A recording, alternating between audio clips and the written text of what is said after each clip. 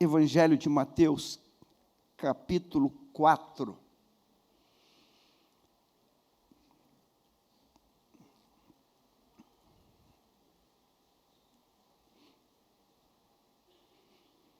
Evangelho de Mateus, o primeiro evangelho.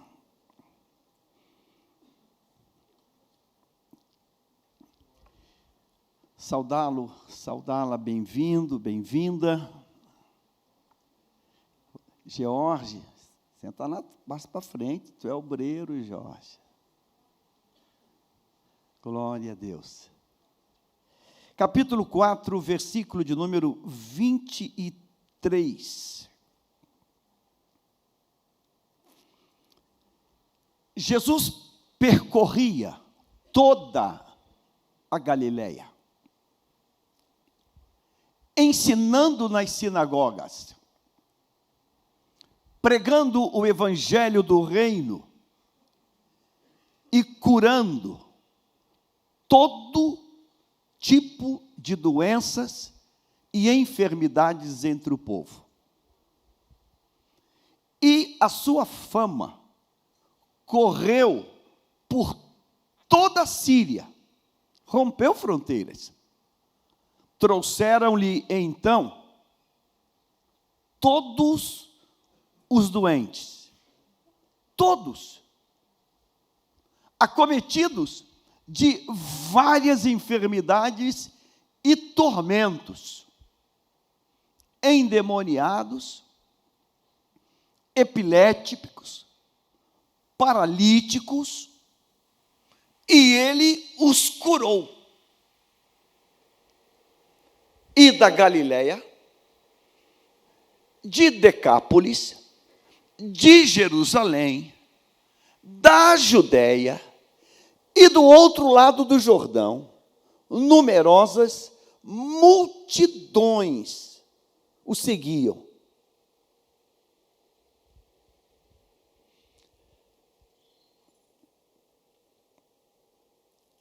Esse texto, ele estabelece uma plataforma que Deus vai falar conosco hoje. Amém? Diga, Senhor, aqui estamos. Lemos e ouvimos a Tua palavra. Mexe conosco e aplica o princípio maior. Em nome de Jesus. Dizemos amém. Amém, amém. Tome o seu lugar, Bíblia aberta nesse texto, nesta página.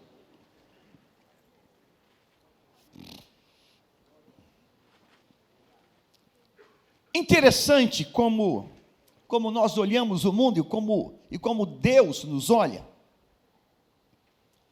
Esse texto diz, ele apresenta, ele descortina o início do ministério profético de Jesus. E ele já começa no nível alto, ele já começa impactando. Então imaginemos, você, nós aqui, você pela transmissão, imaginemos que hoje nós temos uma infinidade de recursos, né?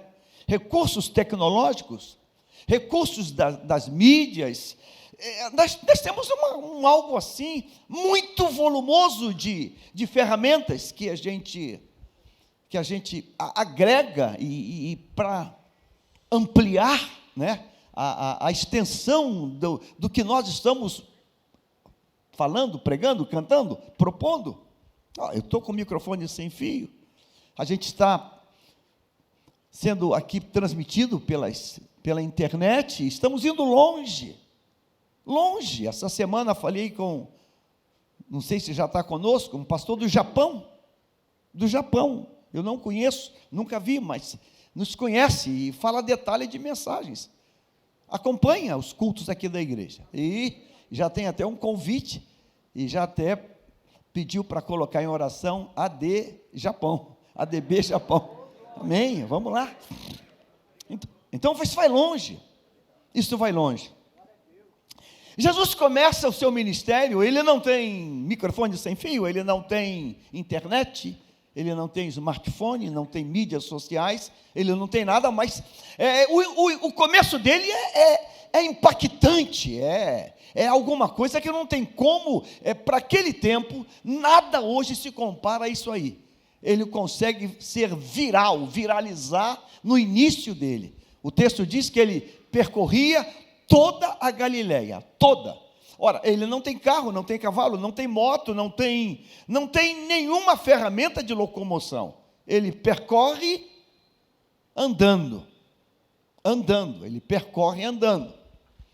Ele percorre toda a Galileia, ensinando nas sinagogas, pregando o evangelho do reino e curando todo tipo de doença e enfermidades entre o povo. Todo tipo de doença. Ou seja, não tem limite, essas sim, essas não. Não é crítica, mas eu estou pregando contra mim mesmo. É muito fácil dizer, irmãos, sumiu o caroço sumiu.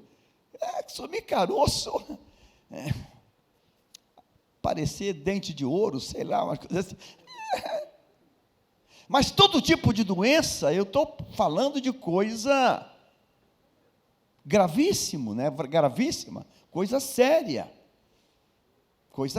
Então, todo tipo de doença. Então, qual o teu problema? Não, eu estou com... A perna não está dobrando, vai dobrar hoje. Não é a perna não está dobrando. É a perna atrofiada, que nunca existiu na normalidade, ela vai voltar a existir, ela vai ser recriada aí. Então, todo tipo de doença, todo tipo de enfermidade entre o povo. E a sua fama correu por toda a Síria. A fama, meu Deus, o que é fama? É alguém se tornar conhecido, né?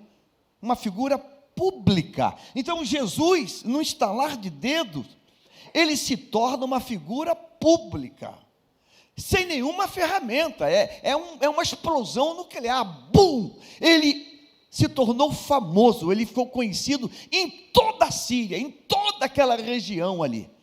Aí, a fama, ela começa a ter preço, né? Quando ele se torna famoso, trouxeram-lhe então todos os doentes. Eu fico pensando que as pessoas começaram a ser caçadores de doentes, de casa em casa. Tem algum doente aí? Tem algum doente aí? Não, aqui não, mas eu ouvi dizer que tem um moço lá do outro lado daquela montanha que não está bem não. Vamos lá. Trouxeram-lhe todos os doentes, acometidos de várias enfermidades e tormentos. Não importa o que a pessoa tinha, simplesmente ia lá, pegava e vamos levar para Jesus.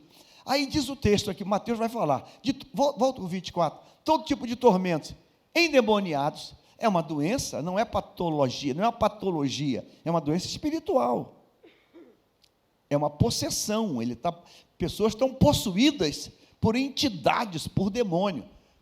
Levaram essas pessoas, epiléticos, levaram, paralíticos. Não, o critério é assim, não, esse aí é atrofiado de nascença, não, vamos levar para lá também, paralíticos, epiléticos. Aí diz o texto assim, e Lucas de forma muito assim, lacônica diz assim, e ele os curou. E ele, o artigo está no plural, e ele os curou. Simples assim, e ele os curou. Versículo 25, e da Galileia,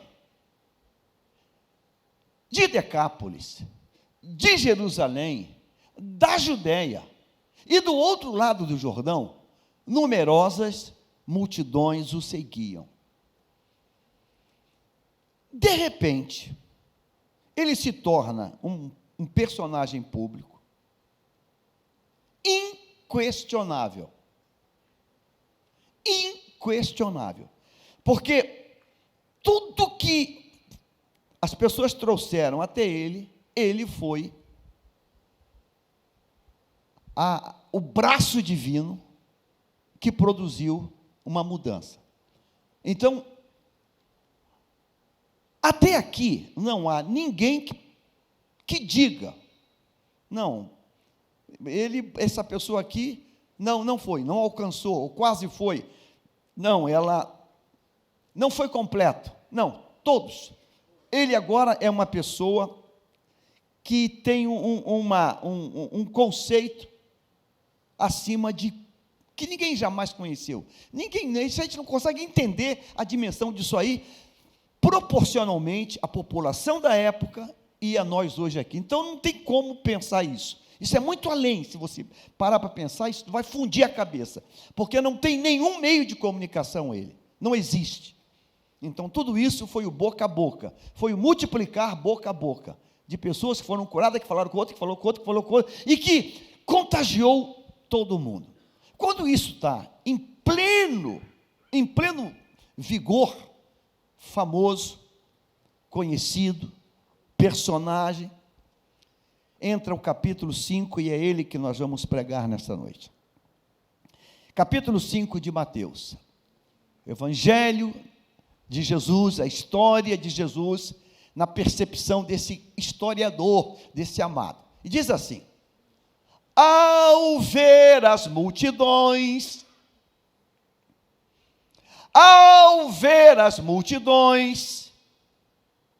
primeira pergunta, que multidões são essas?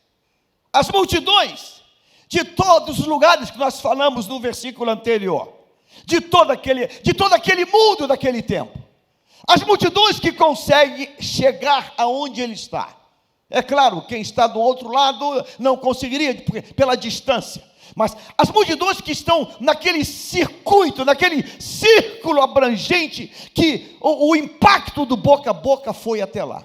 As multidões, essas multidões, agora estão todas afluindo até ele. Ora, para uma multidão naquele tempo afluir até Jesus, elas não trabalham em home office, elas deixaram o que faziam, elas deixaram suas casas, porque são viagens longas, demoradas, elas deixaram tudo para trás, e elas estão vindo como que magnetizadas, eletrizadas, estão vindo de longe. Volta capítulo 4, versículo 25, volta ele só um pouquinho, eu quero bater nessa tecla com muita contundência. 4:25 de Mateus, volte lá e sublinha, por favor, isso aqui. Nós já lemos no versículo anterior, até da Síria está vindo gente.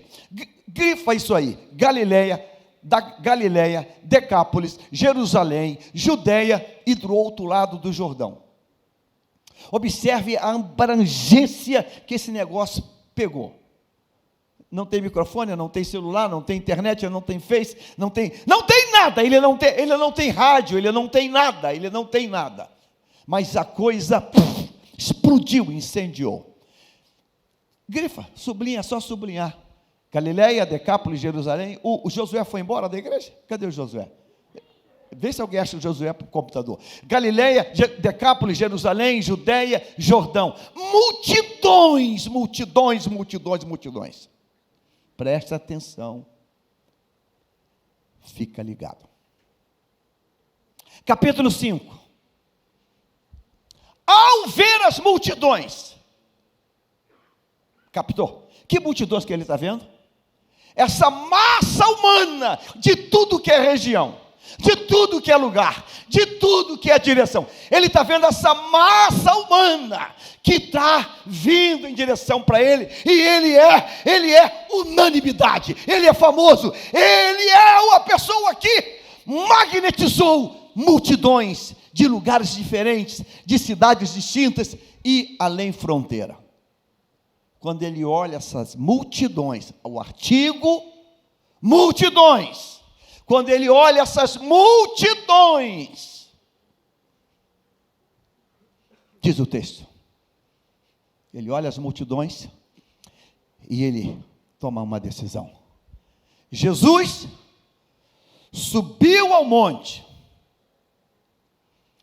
ele se assentou e os seus discípulos se aproximaram dele.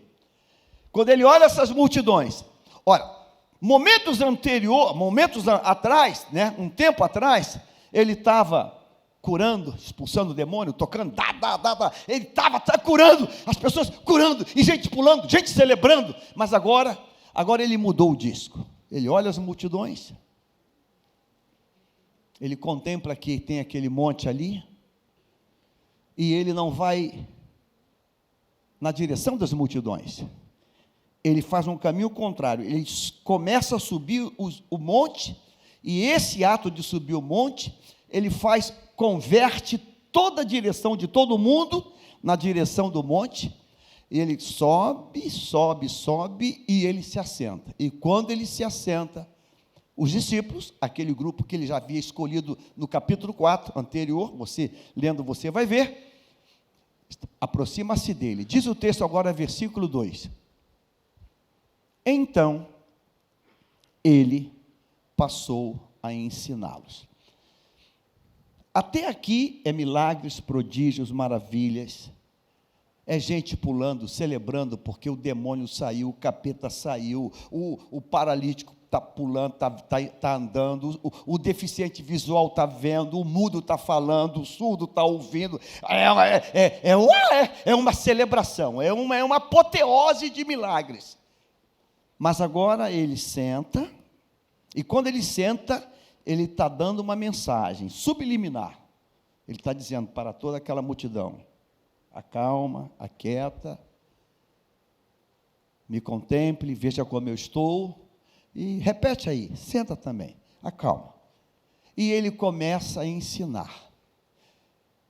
Jesus disse, versículo 2: bem-aventurados os pobres em espírito, na NAA, ou de espírito, na Arca e nas outras versões.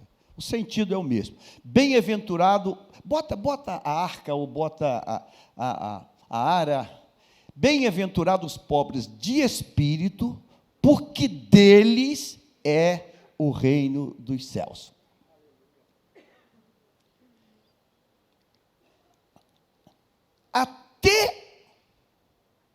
Até esse momento, quem era a estrela dessa narrativa? Até esse momento, quem era a estrela? Quem era o famoso? Jesus. Até esse momento, ele é a estrela, ele é o famoso. Ele é o alvo, até esse momento. Agora ele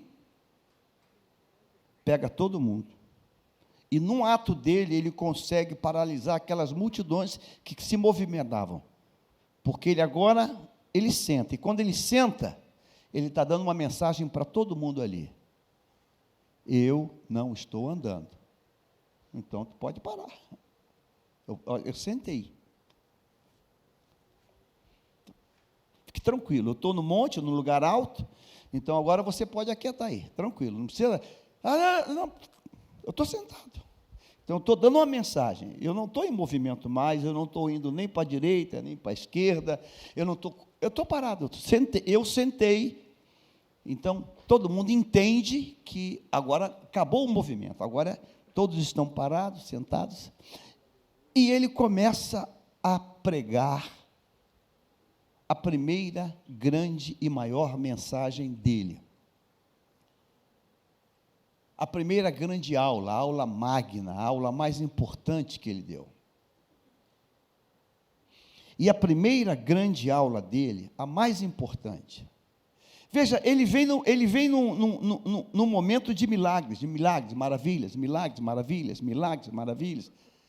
Ele é a estrela, ele é a fama, ele é o famoso, ele é o notório, ele é um personagem público como ninguém nunca viu. Mas agora ele para e diz assim: felizes, bem-aventurado. Não sou eu, não é o que eu faço, são vocês. São vocês. Uau, como assim? Bem-aventurados são vocês. Então, não sou eu, não é o que eu fiz até agora, não é o que eu estou fazendo. Bem-aventurados são vocês. E ele fala para aquela multidão: bem-aventurados são os pobres de espírito. Ora, o que é isso? Vamos entender isso. O que era pobre de espírito para ele, naquele momento? O que ele estava tentando dizer? O que ele estava tentando dizer? Eu anotei aqui alguns versículos, para tentar entender quem é este pobre de espírito, que ele está tentando fazer com que aquela multidão entenda. Aquela multidão precisa aprender a mais importante lição de vida, e que se nesta noite você aprender, as coisas vão mudar na tua vida. Diga comigo assim: bem-aventurados são os pobres, aponta para quem está ao teu lado aí, você é bem-aventurado, você é bem-aventurado. Vamos tentar entender quem são esses bem-aventurados. Primeiro versículo, abre por favor, Mateus 11, 25, coloca aí na tela, Mateus 11, 25, vamos começar a fazer uma construção, para desconstruir um outro detalhe. Mateus 11, 25, naquele tempo, respondendo Jesus, disse: graças te dou, Pai, Senhor do céu e da terra, que ocultaste estas coisas a quem? Aos sábios. E quem eram os sábios, os instruídos desse tempo dele? Quem eram eles? Quem era? Os escribas, fariseus, publicanos, religiosos. Quem eram os sábios? Quem eram os instruídos? Eram aqueles da escola rabínica, que ele começou pregando nas sinagogas, e agora ele está falando para a plebe, para o povão. Antigamente, as missas eram em latim, meu Deus, e era meia dúzia que sabia latim. Então as pessoas iam por ir, entendeu? Amém, falou, amém. O que tu entendeu? Nada, eu não falo latim. Aí depois, o mundo gospel criou a teologia, aí os pregadores começaram no hebraico, no grego, citando grego, citando hebraico, mas aquele nortista, comedor de arroz com farinha, feijão, ele não fala hebraico nem grego. Graças, Pai, eu te dou graças, porque tu ocultaste essas coisas aos sábios e instruídos, e revelaste a quem? Quem são os pobres de espírito?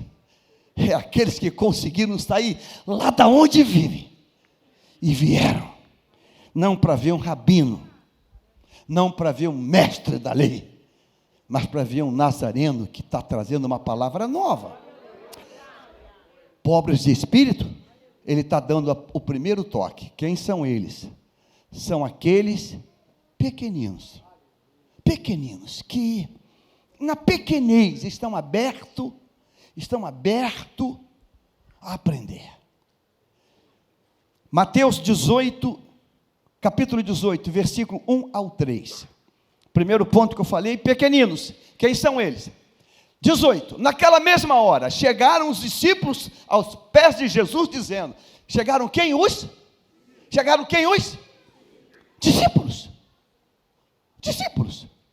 E sabe quem são os discípulos? Não é aquele povão não, é aquele que ele tinha chamado, aqueles 12. Chegaram os discípulos dizendo, Senhor, quem é o maior? Quem é o maior? Quem é o melhor aqui? Quem é o mais importante? Quem é o titular? Quem é o camisa 10? Quem é o camisa 10? Senhor, quem é o maior no reino dos céus? Essa pregação que tu está fazendo aí, o reino está vindo aí. Então, quem é o cara? Quem é o top? Prova de títulos. Sabe o que é prova de títulos? É quando você abre a gaveta assim e diz assim, ó, mestre, doutorado, mestrado, pós-doutorado, divindade, pós-divindade, prova de quem é o maior? Quem é o maior? Sabe, vocês estão me perguntando quem é o maior? Eu vou responder para vocês, eu vou desenhar, porque quando desenha é mais fácil. Versículo 2. Eu vou desenhar para vocês.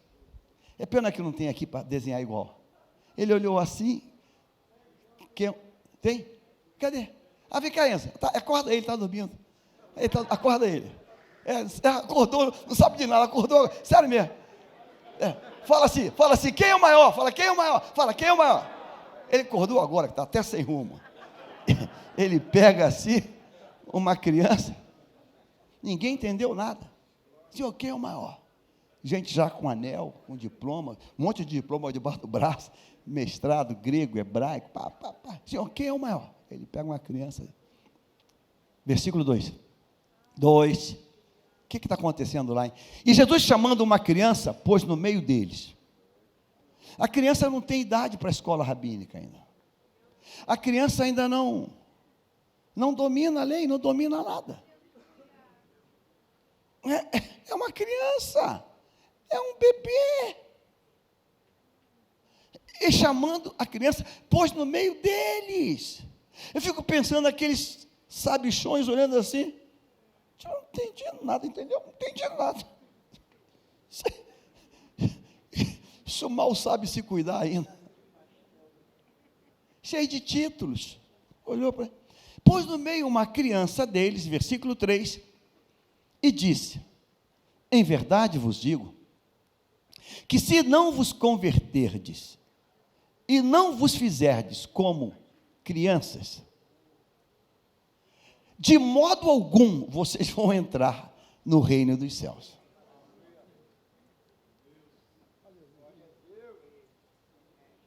Se vocês não saírem desse sapato alto, se vocês não tirarem esses anéis aí dos dedos, não vou enganar vocês não. Versículo 4, portanto, aquele que se tornar humilde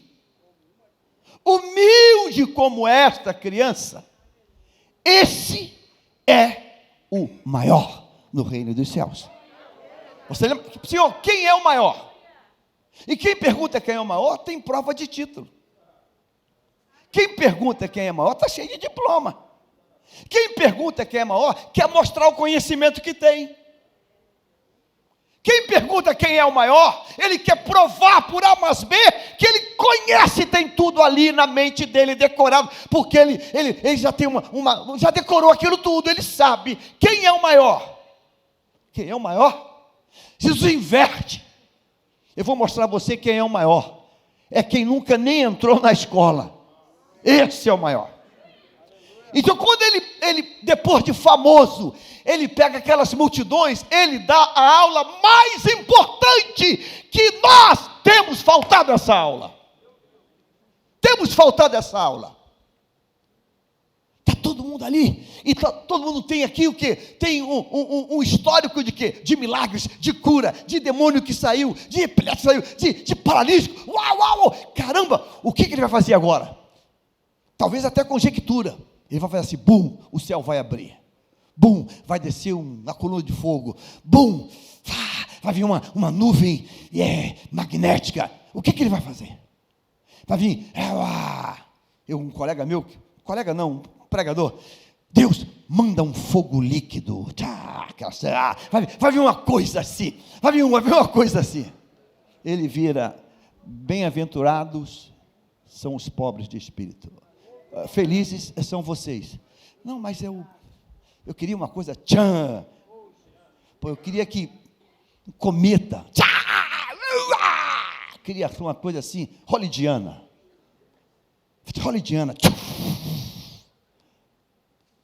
Ele diz, bem-aventurados são vocês. Como assim? Vocês, pobres de espírito, vocês são bem-aventurados. Então, na mente dele, no coração de Deus, o que ele começa a dizer? Ele começa a colocar os pontos do que ele está esperando de mim e de você. Instruídos, uma criança, próximo versículo, Lucas 26, versículo 40 ao 42. Levítico 26. Eu falei Lucas 26, ninguém nem falou, pastor, não tem não. O negócio está difícil. Levítico 26, 40 a 42. Levítico 26 fala das bênçãos da obediência, presta atenção. Da bênção da obediência e da maldição da desobediência. É a palavra maior que o Senhor deu para Israel. os dois montes, né? A bênção e a maldição, a bênção e a obediência e a desobediência. Capítulo 26, versículo de número 40. Capítulo 26, versículo 40. Então, confessarão a sua iniquidade e a iniquidade de seus pais, com as suas transgressões, com que transgrediram contra mim, como também confessarão que por terem andado contrariamente para comigo, eu também andei com eles contrariamente, e os fiz entrar na terra dos seus inimigos. Se então o seu coração incircunciso se humilhar, e tomarem por bem o castigo da sua iniquidade, ou seja, tomarem por bem, ou seja, se na punição você fala assim, eu mereço, eu mereço, se tomarem por bem o castigo da tua iniquidade, também eu me lembrarei do meu concerto com Jacó, e também do meu concerto com Isaque, e também do meu concerto com Abraão. Me lembrarei e da terra me lembrarei. Deus faz o caminho inverso. Deus não começa por Abraão, Deus começa pelo atual e vai descendo. Sabe, quem é pobre de espírito? Quem consegue reconhecer o seu estado.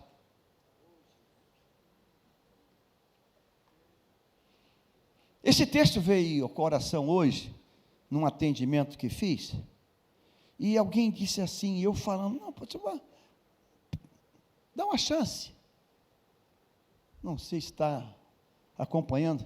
Eu disse, poxa, dá uma chance à pessoa. Pastor, é impossível dar uma chance. Que isso? Pastor, até hoje, nunca chegou para mim, olhando dos meus olhos e disse, me perdoa, eu pequei. Nunca.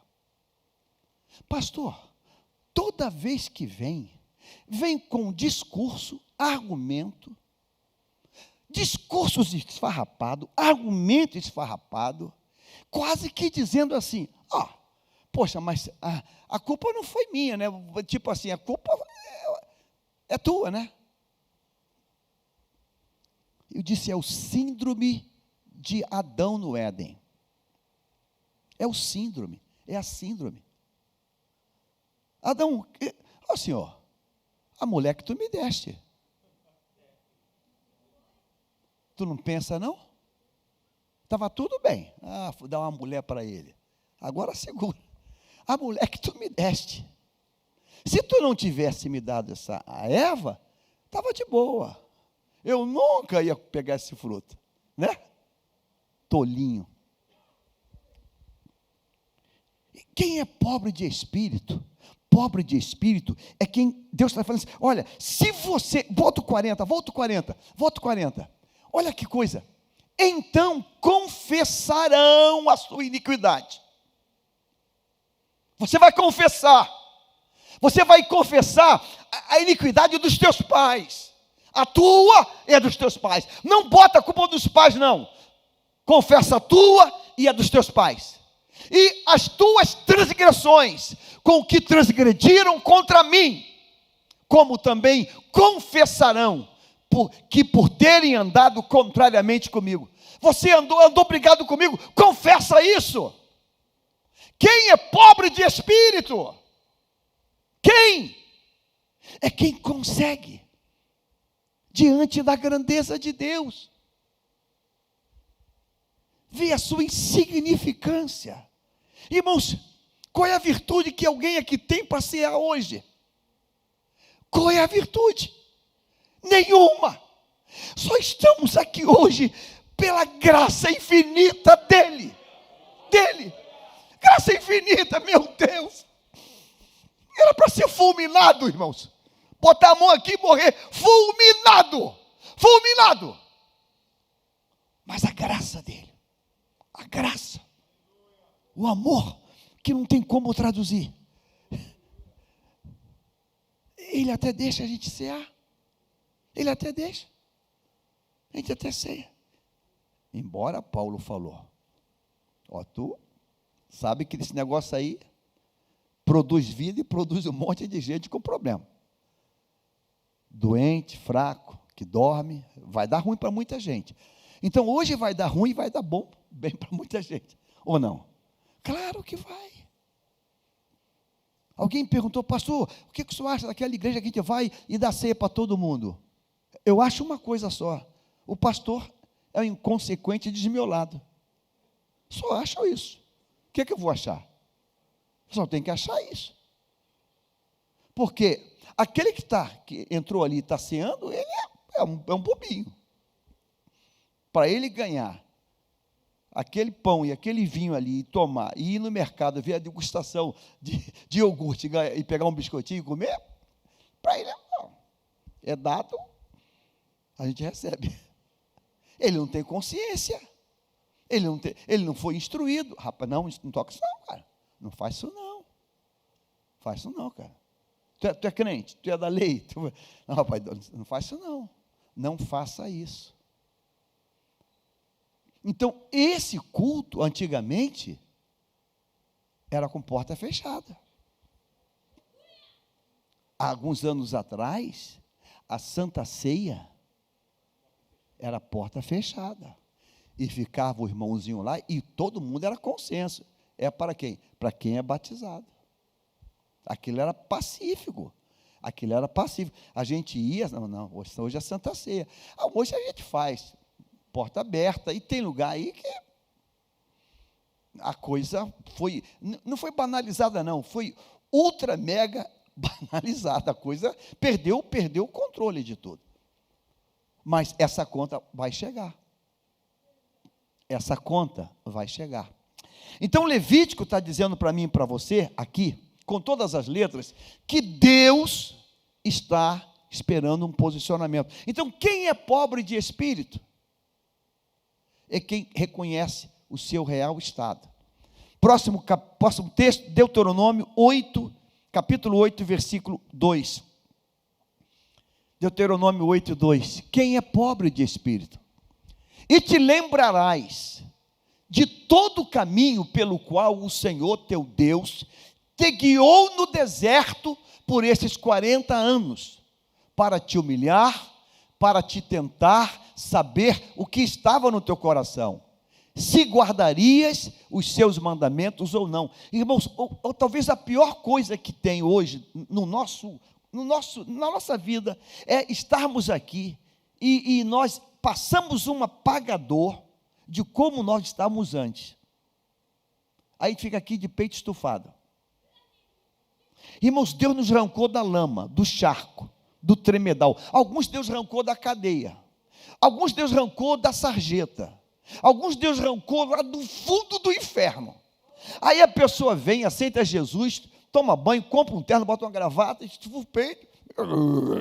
Meu irmão, em nome de Jesus, te lembra que algum pouquinho tempo atrás, aonde você estava, tu estava no deserto,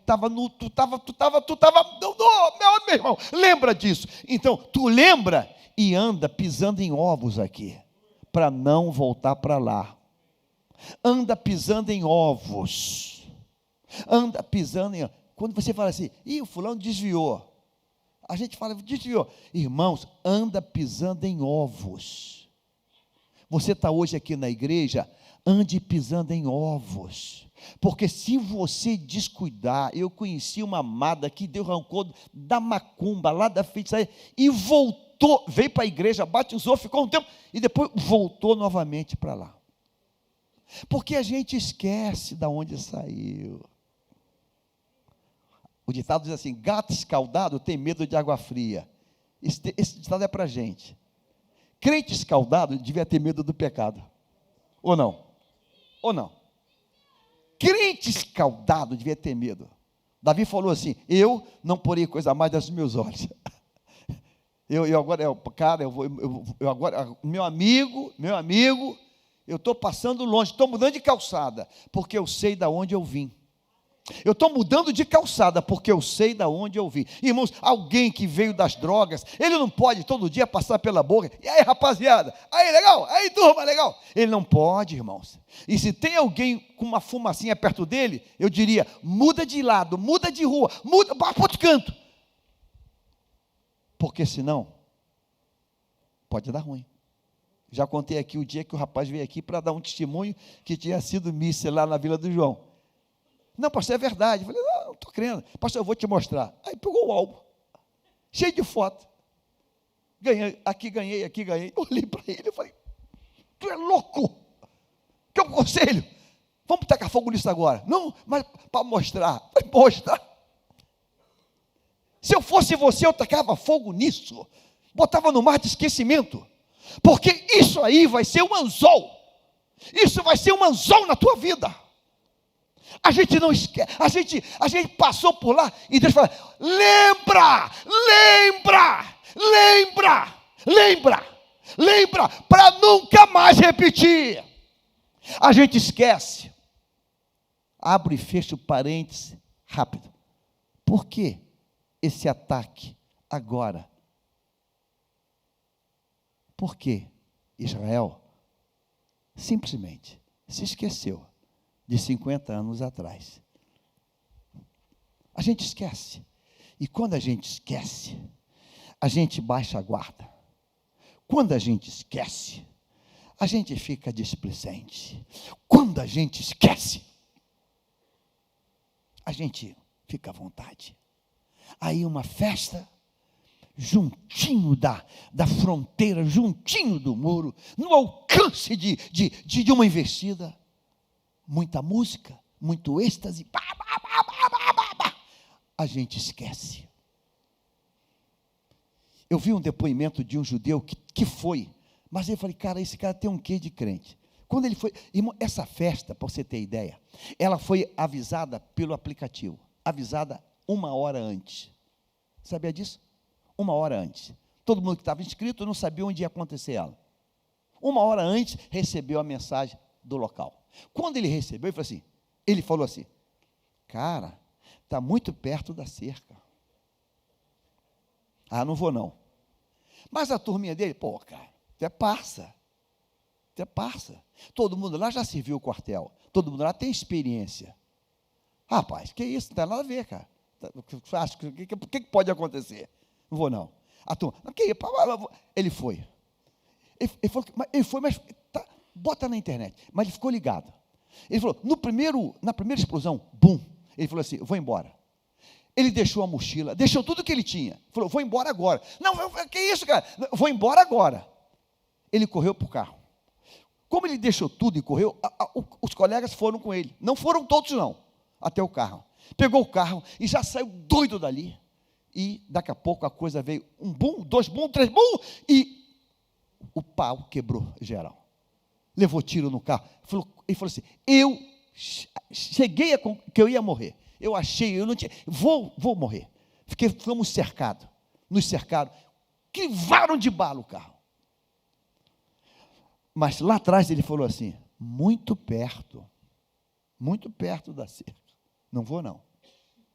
A gente esquece, irmãos. A pessoa esquece que escorregou num adultério e continua o mesmo ensaboado. Só muda de face. Mas continua o mesmo ensaboado. Não, parou, a mulher perdoou, mas continua o mesmo ensaboado em outro bairro, em outra rua, em outra situação. Só muda, a outra era morena, essa é clarinha, a outra era lourinha, essa é mulatinha. Só muda a embalagem, mas continua o mesmo descuidado. E te lembrarás de todo o caminho pelo qual o Senhor teu Deus te guiou. E mesmo lá, irmãos, Deus te guiou. É o filho pródigo no chiqueiro de porcos, a vida dissoluta. E Deus está ali, rapaz, volta, cara, volta. Irmãos, é para nunca mais olhar para essa janela. Você caiu pela janela? Em Eutico. Senta agora no fundo da sala.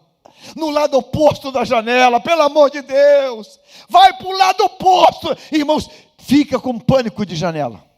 Pânico. Eu acho legal quem ficou preso em elevador, não anda de elevador. Não, pastor, já fiquei preso. Já fiquei preso. Nem anda mais de elevador, nem anda mais de elevador. Mas tem gente que não tem posição. Não tem. Salmo de número 34, versículo 18. Quem é que Deus está falando? Sobre pobres de espírito. Vamos agora começar na reta final. 34, 18. Vamos ver quem é o pobre de espírito que Deus está falando. Perto está o Senhor dos que têm o coração o quê?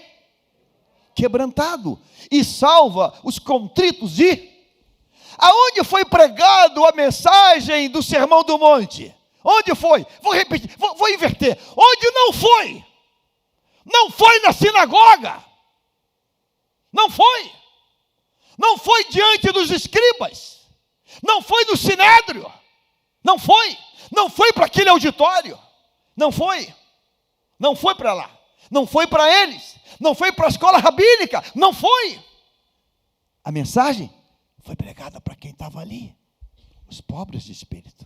E quem são eles? São os pequenininhos, que estão querendo aprender. São aqueles que ainda não estão chique. Não tão chique. Mas é tão bom dar comida para gente simples, não é? Você fala assim, ó, é ovo. Amém. Amém. Aí o cara melhora um pouquinho, fala assim, é bife. Ih, não como, só como carne branca. Não, só como carne branca. Não come? Não como carne. Sou vegano. É tudo chique. É tudo chique. É gente chique. Gente simples assim, é leite. Não, acabei de ordenhar a vaca, tirei. Amém, pô, glória a Deus. Não, eu sou como desnatado. Sou como bebo leite em pó. É tudo gente, entendeu? A gente vai ficando chique. Irmão, isso dá um problema. Isso dá um problema, meu. Perto está o Senhor está perto de quem fez teologia? O Senhor está perto de quem canta muito? Não! O Senhor está perto de quem? Não! O Senhor está perto de quem? De quem tem um coração quebrantado. Uau, pô, eu pensava que era dos teólogos. Não. É de quem tem de coração quebrantado e salva os de contrito coração. Salmo 51, versículo 17. Salmo 51 e 17. Olha isso. Quem é os pobres de espírito que Deus está falando? Os sacrifícios para Deus. Os sacrifícios para Deus é jejuar 40 dias e 40 noites? Não.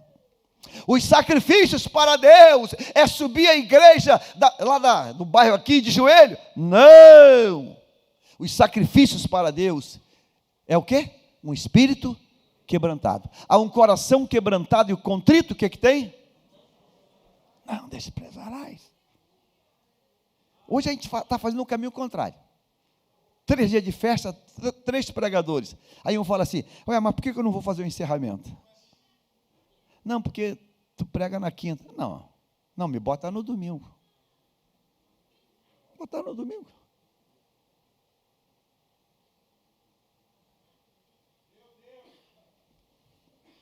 Já tivemos uma situação dessa aqui.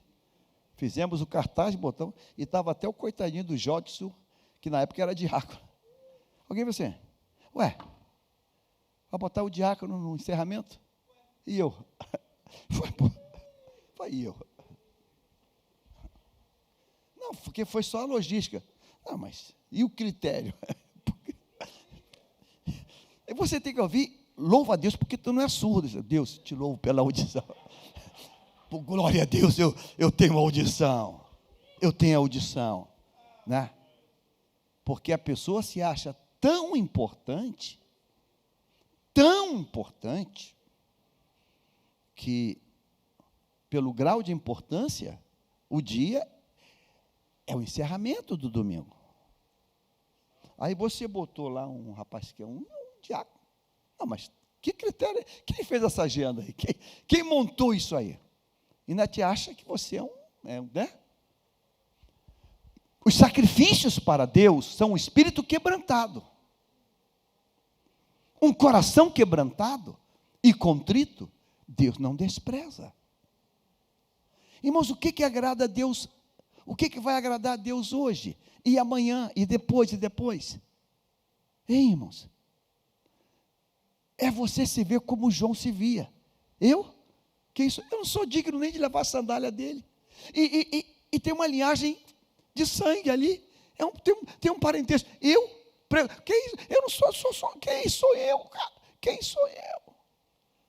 Nós precisamos voltar para esse nível. E deixar os títulos e botar tudo no lixo. Botar esses títulos todos no lixo. Tudo no lixo. Joga tudo fora e depois tacar fogo. Para não ter jeito de que alguém querer pegar de volta. Joga e taca fogo. Joga e taca fogo. Essa coisa de ficar ali para entrar, e quando vai entrar, levanta. Irmãos, isso é coisa do inferno. Do inferno. Isso não é de Deus, não. Isso não é de Deus. Próximo versículo, Isaías 61, versículo 1. 61, versículo 1.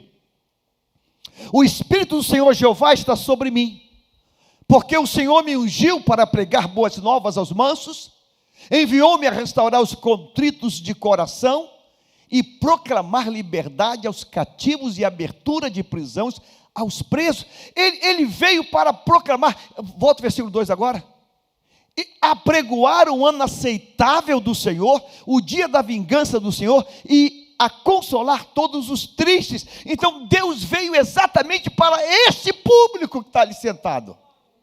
Foi para mim e para você. Desde que eu e você nunca pense em subir de status. Nunca. Só o Senhor pode ser Deus na nossa vida. Ele, e depois ele, e depois ele, e depois ele, e depois, continua sendo ele, e depois, continua sendo ele. Continua sendo ele. É isso que Deus espera de mim e de você. Isaías 66 e 2. Coloque na tela, Isaías 66 e 2. A gente vai fazer uma oração forte hoje. Porque a minha mão fez todas essas coisas, todas as coisas foram feitas, diz o Senhor, mas eis para quem olharei. Para o pobre e abatido de espírito, e que treme diante da minha palavra. Essa pessoa está aqui hoje?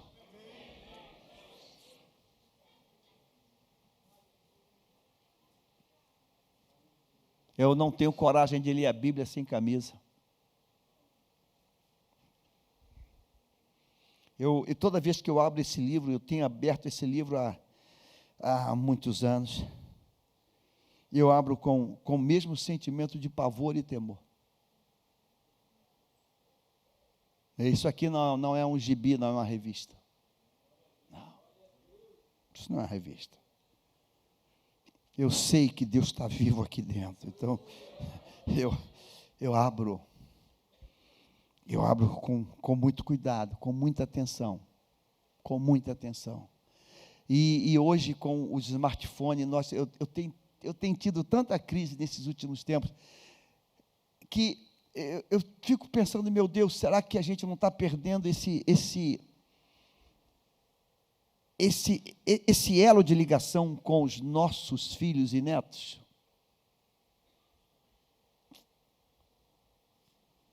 A gente ganhava uma Bíblia como presente do pai. Uau, meu pai me deu uma Bíblia, a gente tinha aquela nossa Bíblia. Hoje a garotada baixa no smartphone e tal. Ela tem Bíblia, dá para ler, dá, mas a áurea do livro desceu pelo ralo. Desceu pelo ralo. Desceu. Você já viu alguém andando com o smartphone assim? No bolso, lá de trás, lá do bumbum. A Bíblia, tu leva ela assim, tu vai viajar, tu pega ela. Mania de velho, até beijo. Assim. Tem dia que eu dou uma beijoca nela. Assim. Lâmpada para os meus pés e luz para a minha vida. Se não fosse essa palavra aqui, eu já estava no inferno. Tá, eu tenho uma relação com o livro de amor, eu tenho. Porque ela é nova a cada dia. Não fica velha. Caramba, você lê hoje e uma coisa, amanhã tu lê, eita, é um livro novo, é vivo. Para quem, colore isso aí, para quem olharei? Para quem que eu vou olhar? Para quem? Eu vou olhar para quem? Eu vou olhar para o pobre abatido de espírito e que treme diante da minha palavra. Você ainda treme? Meu Deus, tua palavra. Meu Deus. Se tem uma coisa que eu peço a Deus o tempo todo é ainda tremer por essa palavra. Talvez uma das cenas mais impressionantes eu vi de uma pessoa, não vou falar o nome, congregou aqui conosco, com a Bíblia, aí eu olhei para a pessoa, e ela olhando, aí eu perguntei, tá, qual foi a palavra? Aí ela olhou para mim, disse, eu não sei ler. Eu falei, mas o olhar dela, antes de eu perguntar, que ela estava lendo tudo. Aqui dentro eu chorei, falei, meu Deus, que relação que ela tem com a Bíblia que eu quero ter. Ela estava assim, irmãos. Eu olhei, eu falei, ela está lendo um texto interessante, deixa eu pegar a cara, vai que tem uma mensagem aí para pregar. Qual é a passagem? Ela olhou para mim, eu não sei ler. Não sabe ler. Mas o seu olhar, a sua paixão, a sua entrega era de alguém que estava lendo. Eu falei, Deus, eu quero ficar igual. Eu quero olhar esse livro da mesma, eu quero olhar com paixão. Com paixão. Eu quero ficar apaixonado cada vez que eu abrir este livro. Cada vez. Porque Deus vai dizer, eu vou olhar para essas pessoas. É para essas pessoas que eu vou olhar. Por que Deus trouxe essa palavra ao meu coração hoje? Aquilo que eu falei contigo, alguém disse, a pessoa pisou na bola, cometeu uma infidelidade conjugal doida, e a pessoa falou, pastor, até hoje, não disse assim, olhando os meus olhos, me perdoa a desgraça que eu fiz. Não, é porque, tipo, você me trata mal, que você é estúpido, estúpida, também não tive culpa, estava tudo sem graça, até hoje, e o pior, eu estou falando de pessoas crentes da igreja, quem é bem-aventurado? Quem é?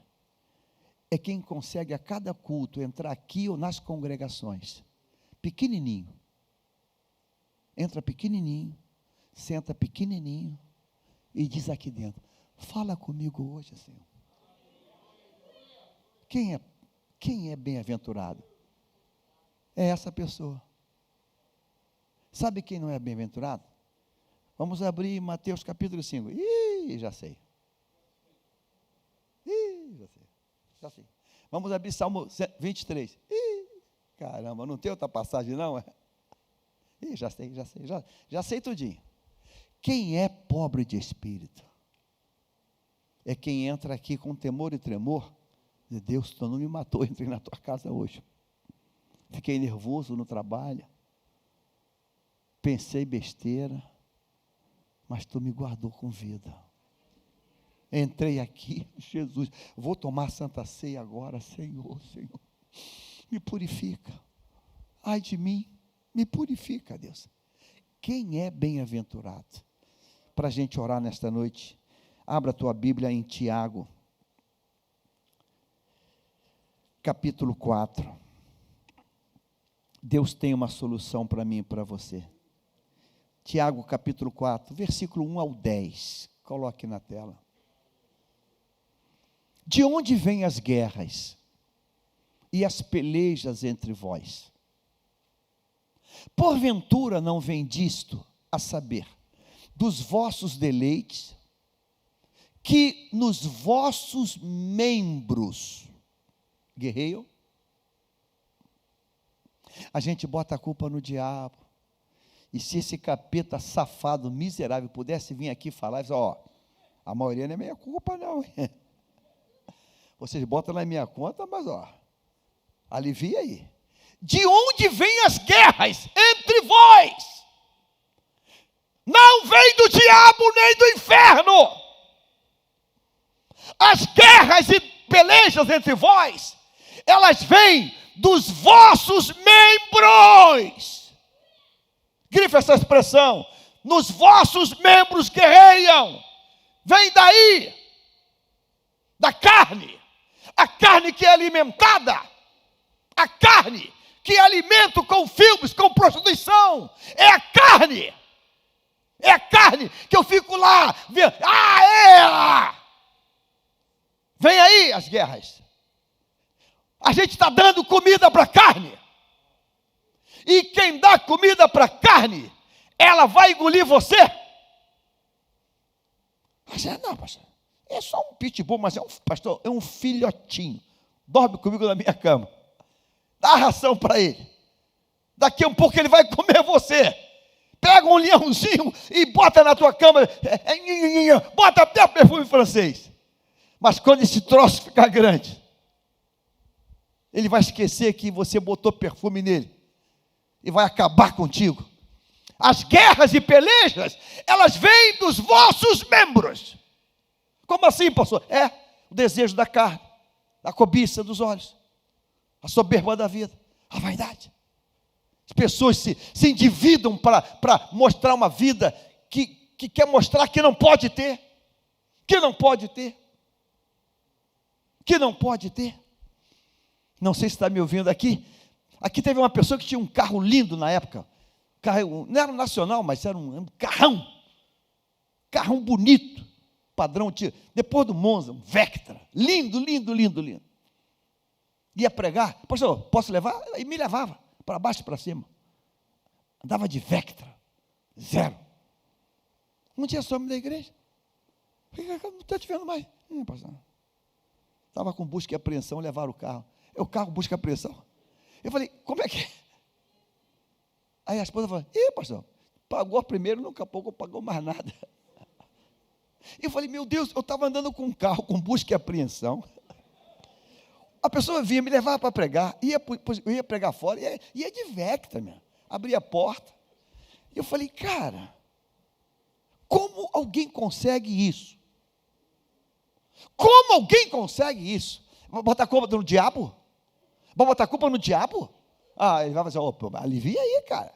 Pô, eu sou ruim, mas eu sou ruim, eu sei que eu não presto, mas pô, dá um tempo aí. Versículo 2. Cobiçais e nada tendes, sois invejosos e cobiçosos e não podeis alcançar, combateis e guerreais e nada tendes, porque não pedis. Pedis e não recebeis, porque você pede mal, para gastar nos vossos deleites. É por isso. Pastor, me dá aumento. Se eu te der aumento, tu desvia. Então não vou dar aumento não. Vou dar aumento não. Versículo 4. Adúlteros e adúlterais, não sabeis que vós que a amizade do mundo é inimizade contra Deus? Irmãos, quem são os teus amigos? Amizade é contra Deus. Portanto, qualquer que quiser ser amigo do mundo, constitui-se inimigo de Deus. É aquela coisa de adolescente. Tu é amiga dela? Então não é mais minha amiga. Deus é mais ou menos assim. Tu quer ser amigo do mundo? Rompemos aqui a amizade. Você tem que escolher, ou aqui ou lá. Irmão, quem vem para Jesus tem que jogar fora a agenda. Quem vem para Jesus tem que jogar fora a agenda que tinha, porque se não jogar, não vai terminar bem essa história. Versículo 5. Ou cuidais vós que em vão, sem sentido, diz a Escritura, que o Espírito que em nós habita tem ciúme. Você sabia disso, irmãos? Que o Espírito de Deus tem ciúme de você? Aí eu fico vendo gente crente cantando pagode. Não, pastor, é MPB. MPB? MPB? Irmão, o Espírito tem ciúme. Tem ciúme. Você crê nisso ou não? Tem ciúme. Ah, pastor, eu queria só ver o desfile das campeãs. Tem ciúme. Aí, agora eu vou falar uma coisa que eu não devia falar, mas vou falar. Fazer um bloco de música. Irmãos, no altar. O Espírito Santo vai dizer, vou pinar de igreja, pedir carta. Eu acho que o Espírito Santo está pedindo carta de alguns lugares aí. Eu acho que está pedindo. Eu vou pedir carta de mudança. Vou congregar em outro lugar aí. Irmãos, tem ciúme, irmãos. Acredita nisso. Isso vai provocar ciúme em Deus, então eu não quero fazer. Não vou fazer isso não. Não, você não pensa nisso, que ele tem ciúme. Versículo 6. Antes da maior graça, portanto, diz, Deus resiste aos soberbos, porém dá o quê? Graças a quem? Aos humildes. Quem são esses pobres de espírito? São aqueles irmãos que estão ali para aprender. Dizendo, Deus, eu cheguei até aqui, para mim está ótimo aqui. Sabe quem é que vai subindo de escala? É quem é realizado na escala que foi colocada. Essa pessoa vai subir. É colocado como porteiro, ele chega, não, sou porteiro. Ele está na nuvem. Eu sou porteiro, sombreiro, eu boto água. Ele está na nuvem com aquilo. Aí Deus vai assim, uau, eu gostei dele. Eu vou pegar esse moço pela mão. Deus, porém, ele dá graças. Versículo 7. Sujeitai-vos, pois, a Deus, resisti ao diabo. Então, não é só sujeitar a Deus, é sujeitar a Deus e botar ele para fora, porque ele é vira-lata, ele é enxerido. Resisti ao diabo e ele fugirá de vós. Chegai-vos a Deus e ele se chegará a vós. Limpai as mãos, pecadores, e vós de duplo ânimo purificai o coração. Senti as vossas misérias, lamentai, chorai, converta-se o vosso riso em pranto e o vosso gozo em tristeza. Irmãos, sinta, irmãos, vamos sentir, irmãos, que só estamos aqui pela infinita misericórdia de Deus. Sinta isso. Ah, Deus, como tu é bom, Deus, como tu é bom para comigo, Deus. Eu quero sentir isso o tempo todo. Versículo 10, 4 e 10. Humilhai-vos perante o Senhor, e Ele a seu tempo vai te exaltar. Você entendeu isso hoje? Por que tudo isso hoje? Para quando tomar esse pão nas nossas mãos e o cálice, eu consiga me enxergar na real maneira. Eu não estou aqui pelo meu mérito, eu só estou aqui pelo mérito dEle. Eu não merecia, Ele pagou o meu custo, Ele pagou. Cara, então eu não estou aqui porque eu passei, eu estou aqui porque Ele me permitiu chegar. Então, se você entender isso hoje, eu vou dizer que vai ser a melhor ceia que você vai participar, porque vai ser Deus encontrando espaço dentro de você.